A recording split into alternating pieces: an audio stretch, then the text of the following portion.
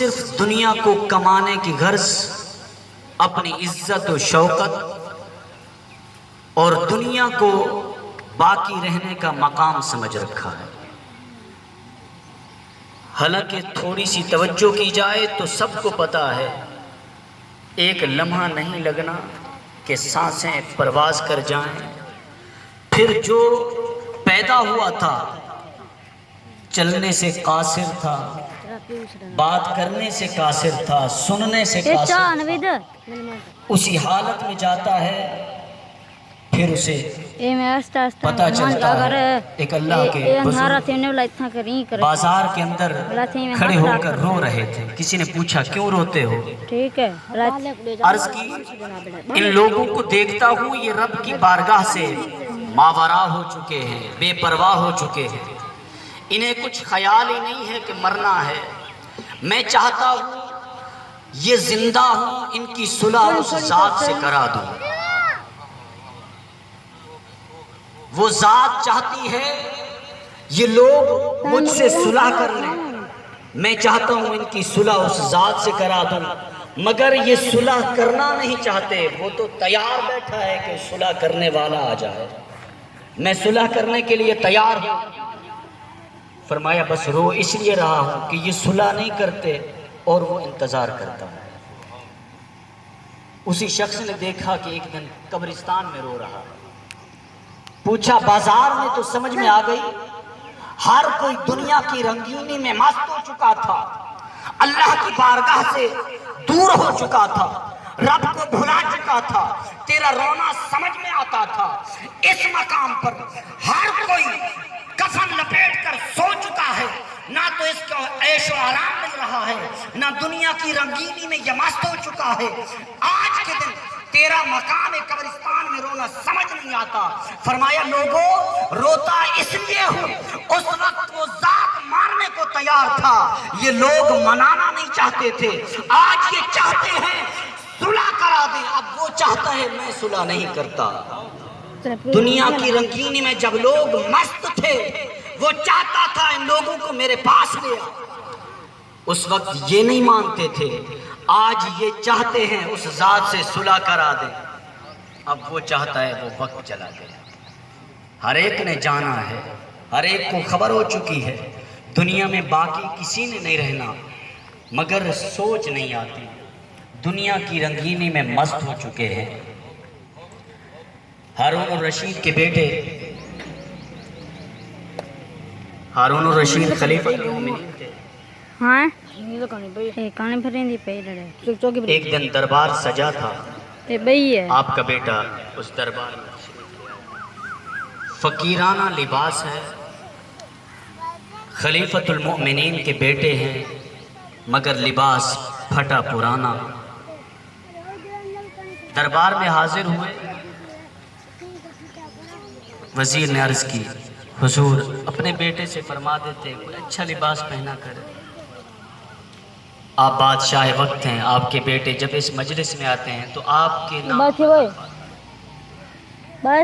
بیٹے یہ بات سن رہے، باپ نے بلایا بیٹا اچھے کپڑے پہن لیا کرو، فقیرانہ لباس نہیں رکھا، فقیر بنو، اللہ کے ولی بنو، اس کی عبادت کرو، مگر دنیا کے رہن سہن کے مطابق تو رہا کرو۔ عرض کرتے ہیں بابا جان جب نوکری اس ذات کی کرنی ہو دنیا والوں کو خوش نہیں کیا جاتا۔ گھر چھوڑ کر چلے گئے، دن بھر مزدوری کرتے، ہفتے میں ایک دن مزدوری کرتے، پورا ہفتہ غائب رہتے۔ ایک اللہ کے ولی نے مزدوری کے لیے مزدور طلب کیا تو وہ جوان اسے دیکھا کہ جوان ہے، تندرست ہے، اسے ساتھ لے کر چلے گئے، گھر میں مزدوری کی، دن بھر وہ بچہ مزدوری کرتا رہا۔ رات کو جب جانے لگا اس بچے نے کہا میری مزدوری صرف 1 درہم ہے، اس سے زیادہ نہیں لوں گا۔ 1 درہم لیا، وہ چلا گیا۔ جب وہ مالک جا کر دیکھتا ہے تو فرماتے اگر کوئی 10 نوجوان ہوتے تب یہ جا کر اتنا کام ہوتا جتنا ایک بچہ کر گیا ہے۔ فرماتے ہیں میں اگلے دن پھر اسی کی تلاش میں اس مزدور جگہ پر چلا گیا، وہاں جا کر میں نے پوچھا کہ ایک مزدور لڑکا تھا وہ کہاں گیا؟ فرمانے لگے ہفتے میں صرف ایک بار نظر آتا ہے، اس کے بعد پھر نظر نہیں آتا، دن وہی تھا جب آپ لے گئے تھے۔ انہوں نے مزدوری بند کرا دی، اسی دن کا انتظار کرتے رہے۔ وہ دن آیا، دیکھا کہ نوجوان لڑکا آ گیا، اسے مزدوری کے لیے پھر تیار کیا۔ فرمانے لگے بچے کام اچھا کرتے ہو، دام تھوڑا بڑھا دو۔ فرمایا نہیں، دام کی ضرورت نہیں، درہم 1 لوں گا۔ لے کر چلے گئے، ایک سوراخ بنایا، وہ چاہتے تھے میں دیکھوں تو صحیح ایک بچہ کتنا کام کرتا ہے، جو 10 کے برابر ہے، کس طرح سے یہ کام کرتا ہے۔ چھپ کر دیکھنے لگے۔ فرماتے ہیں وہ اللہ کے ولی گارا اٹھاتے، گارا اٹھا کر ابھی اوپر لاتے تھے، خود بخود گارا اس دیوار پر بچھنے لگ جاتا تھا۔ فرمایا ابھی اینٹ کو ہاتھ لگاتے، اینٹ خود بخود اٹھ کر جہاں لگنی ہوتی تھی وہیں لگتی چلی جاتی۔ بس بچے کا کام صرف یہ تھا، ہاتھ لگا رب تعالیٰ کو یہ گوارا نہ ہوا، میرا اللہ کا بندہ مجھ سے محبت الفت رکھنے والا خود مزدوری کرے، میری حیا اس کو گوارا نہیں کرتی۔ فرمایا میں نہیں جانتا، وہ بزرگ فرماتے ہیں کون سی ایسی چیز تھی جو اس کی مدد کر رہی تھی، میں بس اتنا دیکھتا، اس کا ہاتھ لگتا، سل اوپر پہنچ جاتا، گارا اوپر پہنچ جاتا، دیواریں بننا شروع ہو جاتی۔ شام کو جانے لگے، میں نے کہا بچے کچھ مزدوری اور لے لے، تیرا حق بنتا ہے۔ فرمایا نہیں، مزدوری 1 درہم لوں گا۔ ان کی تلاش میں پیچھے پیچھے چل پڑے، کیا دیکھتے ہیں کہ غار ہے، ایک جگہ پہ جا کر وہ بیٹھ جاتا ہے، 1 درہم کھلا کرتا ہے، اس کے آدھا درہم جو باقی فقراء مساکین ہیں ان میں جا کر وہ آدھا درہم تقسیم کرتا ہے، آدھے درہم کا اپنے لیے کچھ راشن لیتا ہے، تھوڑا تھوڑا کر کے پورا ہفتہ گزارا کرتا ہے، بندگی صرف خدا کی کرتا ہے۔ مرنے کا وقت قریب آیا، دیکھا کہ وہ بزرگ ان کی صحبت میں آنے جانے لگے، وہاں بیٹھ گئے، دیکھا کہ مرنے کا وقت قریب آیا۔ فرمایا میری یہ انگوٹھی لے لو اور میرے پاس یہ قرآن پاک ہے، یہ لے لو۔ میرے والد محترم ایک خلیفۃ المومنین ہارون الرشید کو پہنچا دیا۔ وہ وصیت کے مطابق جب یہ بچہ مر جاتا ہے، ان کو دفن کرتے ہیں، ان کی تلاش میں نکلتے ہیں، کیا دیکھتے ہیں قافلہ آ رہا ہے، پتہ چلا کہ وہ ہارون الرشید ہیں۔ فرماتے میں نے دل میں خیال کیا کہ اگر ان کے دربار میں جاؤں گا، میں فقیر ہوں، شاید کہ ملاقات نہ ہو سکے۔ راستے کے آگے کھڑے ہو گئے، فرمایا امیر المومنین سے بات کرنی ہے۔ بات ہوئی، فرمایا کہ ایک بچہ تھا، جوان تھا، مرنے لگا تو یہ انگوٹھی دی ہے، قرآن پاک دیا ہے کہ ہارون الرشید کو دے دینا۔ انگوٹھی دیکھی تو رو پڑے۔ فرمایا مجھے اس کی قبر پر تو لے چل۔ قبر پر لے کر گئے، دیکھا کہ سوئے ہوئے ہیں قبر کے اندر۔ فرماتے ہیں اے بیٹے جو مقام تجھے فقیری میں ملا، مجھے تخت پر بیٹھ کر بھی وہ مقام نہ مل سکتا۔ مرنا ہر ایک نے ہے، سوچ ہو، سوچ اچھی ہوگی ہماری بقا اچھی ہوگی۔ حضرت ابو ہریرہ رضی اللہ تعالیٰ عنہ سے روایت ہے، اذا مات الانسان انقطع عملہ عنہ۔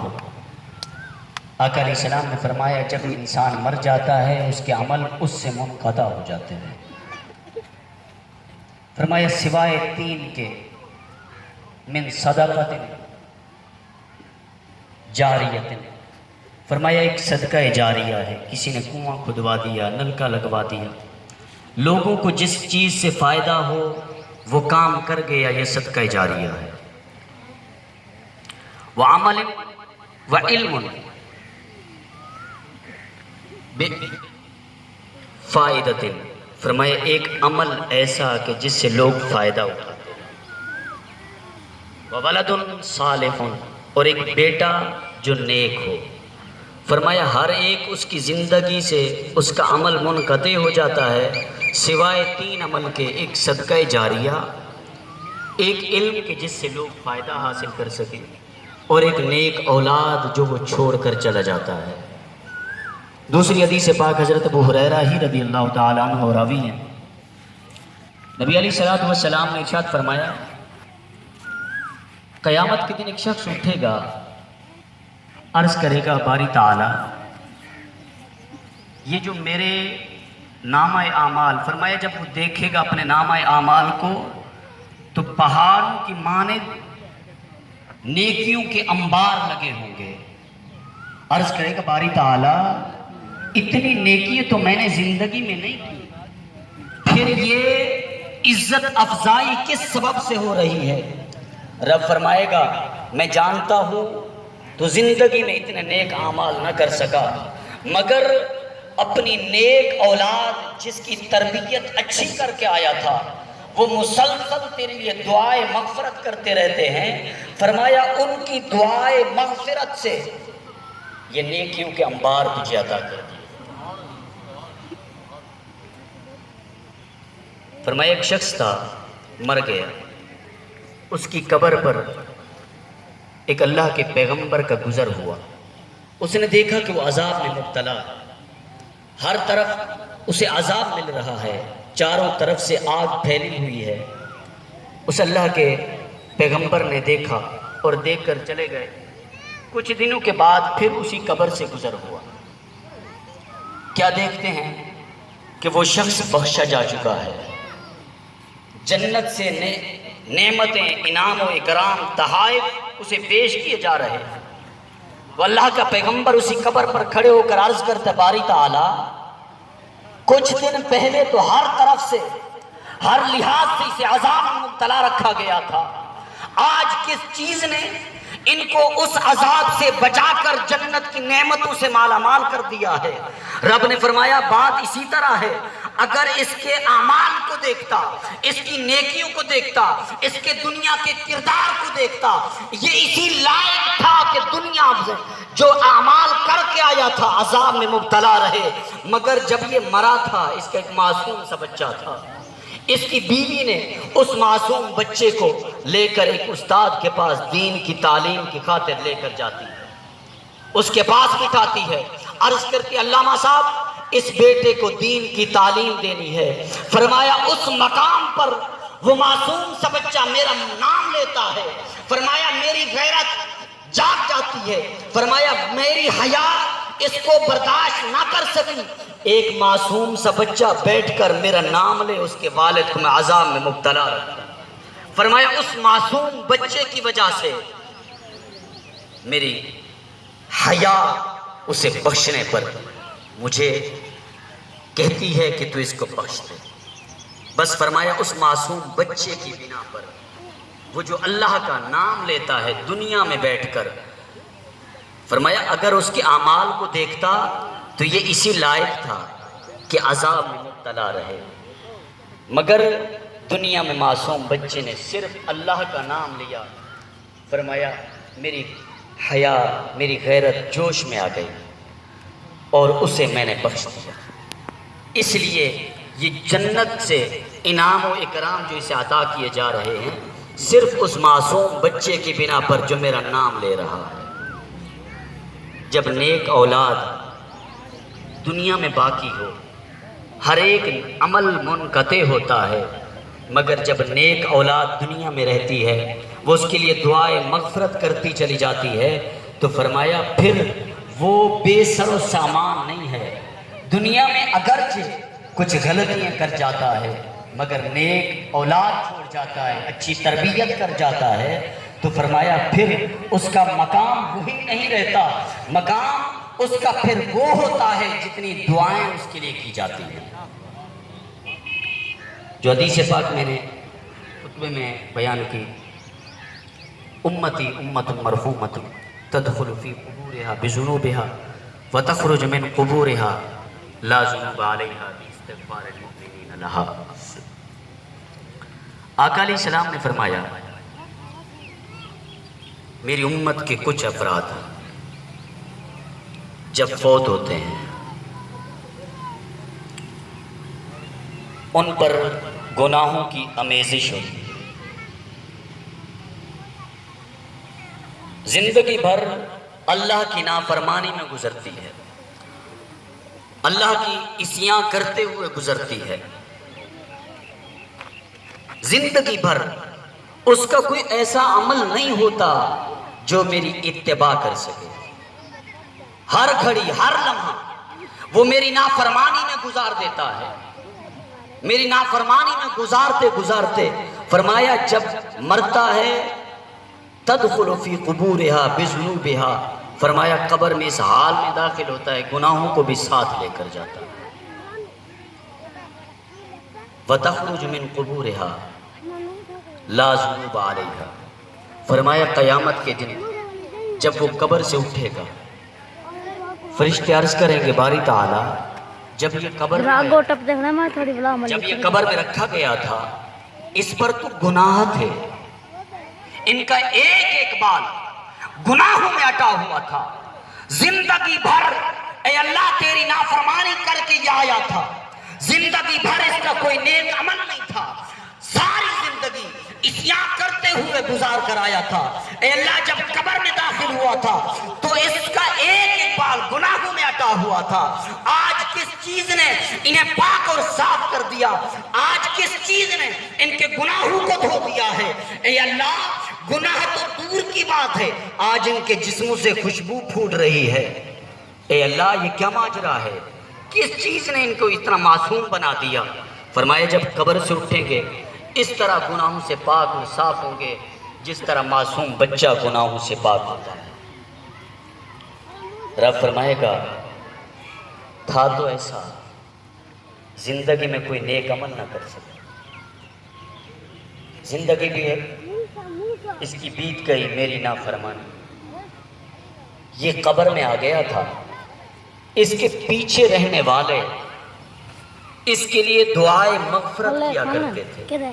ان کی دعائے مغفرت کے سبب باستغفار المؤمنین لہا، جو پیچھے اب اولاد نہیں دعا کر رہی، حدیث پاک میں فرمایا باستغفار المؤمنین لہا، اب کوئی اولاد اپنے والدین کے لیے دعائے مغفرت نہیں کر رہی، کوئی والدین اپنی اولاد کے لیے دعائے مغفرت نہیں کر رہے.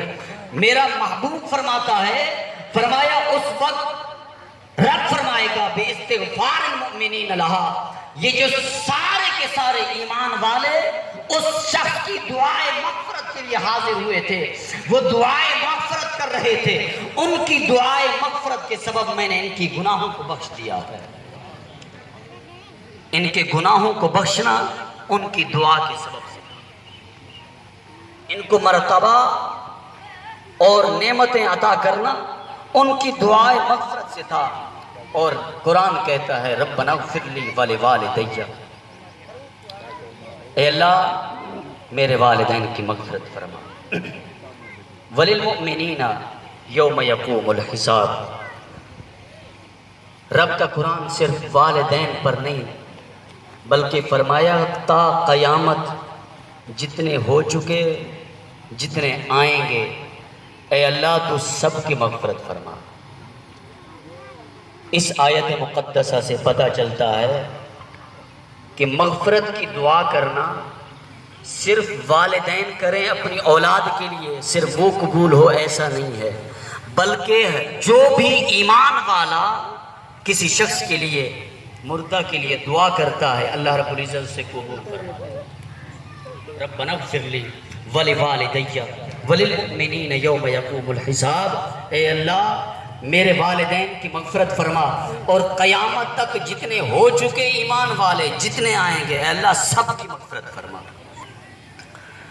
آج ہم اسی مغفرت کے سبب ملک محمود صاحب کی دعائے مغفرت کے لیے حاضر ہیں. اللہ رب العزت تو جیسے میں نے بات کی کہ دنیا کے اندر جب تک ہم زندہ ہیں وہ ذات چاہتی ہے یہ مجھے منا لیں، پر ہم منانے کو تیار ہیں. وہ ذات تو انتظار میں ہے کوئی آئے تو صحیح، کوئی مجھ سے مانگ کر تو دیکھے. بنی اسرائیل میں حدیث صحیح بخاری کی حدیث پاک ہے، حضرت ابو سعید خدری رضی اللہ تعالیٰ عنہ راوی ہے، فرمایا ایک شخص نے 99 قتل کر رکھے تھے، ایک کم 100. ایک راہب کے پاس پہنچا، اس سے ماجرہ بیان کیا کہ میری کیا بخشش کا کوئی ذریعہ ہے؟ انہوں نے جواب دیا نہیں، 99 قتل کر کے تو بخشش کا طلبگار بنتا ہے، ایسا نہیں ہو سکتا۔ اس نے غصے میں آ کر اسے بھی قتل کر دیا۔ صحیح بخاری کی حدیث پاک ہے، اسے بھی قتل کر دیا۔ 100 قتل کرنے کے بعد پھر تلاش میں نکلا، اسے ہدایت کی تلاش تھی، اسے مہر ایک ایسے شخص کی تلاش تھی جو بس اسے یہ کہہ دیتا کہ تیری بخشش کا ذریعہ ہے۔ وہ ایسے شخص کو تلاش کر رہا ہے۔ ایک اور بزرگ کے پاس پہنچے، اللہ کے ولی کے پاس، پوچھا میں نے 100 قتل کیے ہیں، کیا میری بخشش کا کوئی ذریعہ ہے؟ فرمایا ہاں ہے، نہ امید نہ ہو، بخشش کا ذریعہ ہے۔ فرمایا ایسا کر، فلاں وادی میں کچھ اللہ والے بیٹھے ہیں، وہ وہاں بیٹھ کر اللہ کا ذکر کرتے ہیں، تو ایسا کر ان لوگوں کے ساتھ، ان اللہ کے ولیوں کے ساتھ بیٹھ کر تو ذکر کر، پیچھے کو بھلا دے، بس اپنی زندگی انہی کے ساتھ صرف کر دے۔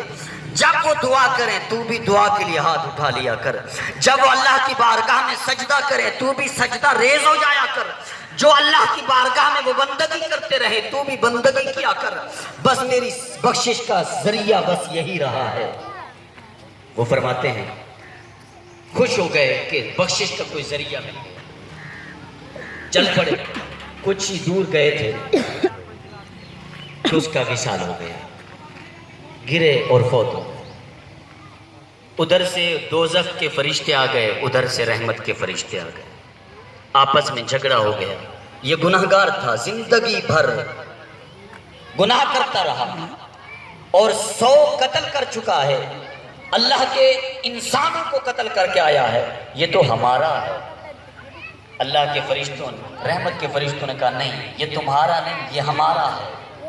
جھگڑا ہوا، ایک شخص، اللہ نے ایک فرشتے کو انسان کی شکل میں مبعوث فرمایا، وہ ان کے درمیان فیصلہ کرنے لگا۔ فرمایا ایسا کرو، زمین کو ناپ لو۔ اب یہ مسلم شریف کی حدیث سے پاک ہے۔ فرمایا زمین کو ناپ لو، جس کے قریب ہو جائے وہی لے کر چلا جائے۔ جہاں سے چلا تھا اگر یہ ان کے قریب ہو جاتا ہے تو جہنم کے فرشتے لے جائیں، اگر جس طرف یہ جا رہا تھا وہ جگہ قریب ہو جائے تو جنت کے فرشتے لے کر جائیں۔